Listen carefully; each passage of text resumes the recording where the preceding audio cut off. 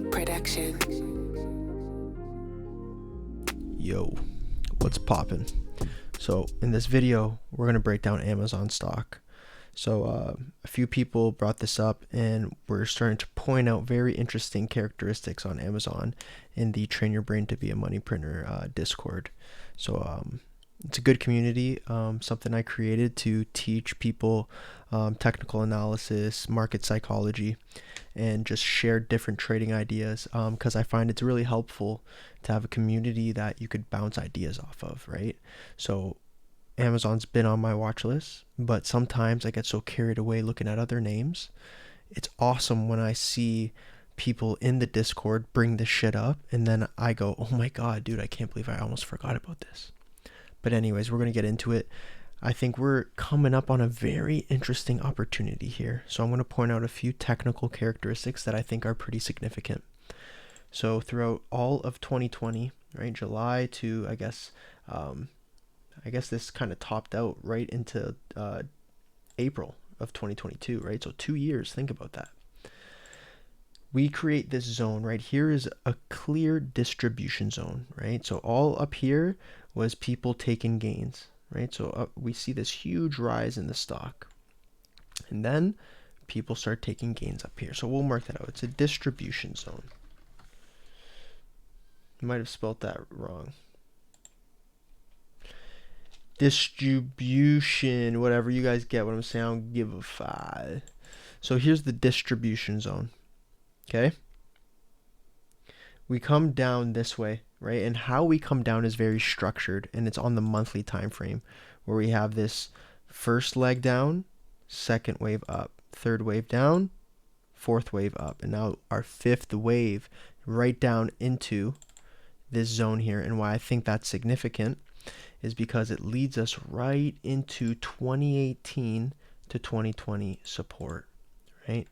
So look at this, right? We have this level from 2018. We come back into it, axis support, come back right around here, axis support. And then we go for a run. This structured pullback right up into this zone is something to pay attention to, in my opinion.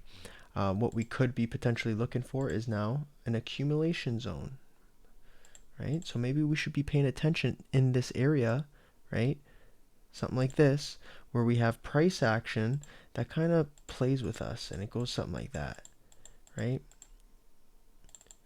What that could be entailing, right, if this does happen, is that this is going to be our accumulation zone, where this sell-off, right, the 2023 could be a really choppy year, where people think the recession's going to happen, but then it fakes us out, but then it comes, the bad bearish news comes out again, and then fakes us out again, right? So this is an potential outcome to be paying attention to in 2023.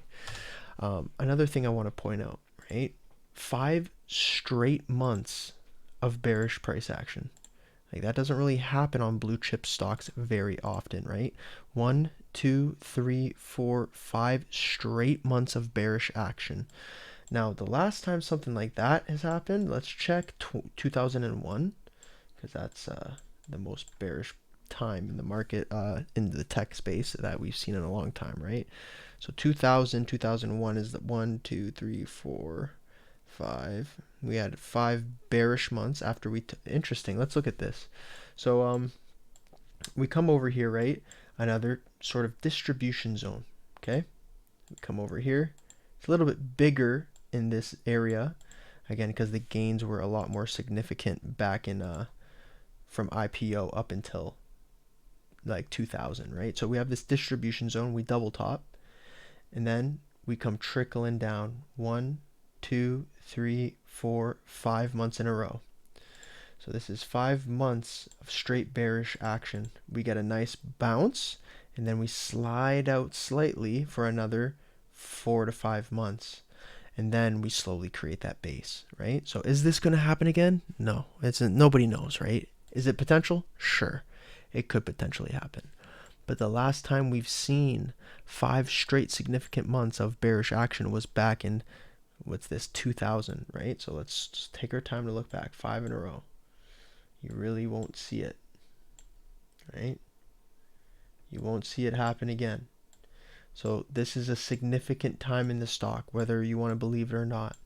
What we need to pay attention to now is what happens in the coming months. Do we go sideways? Do we continue lower? If we do continue lower, where could we potentially go to?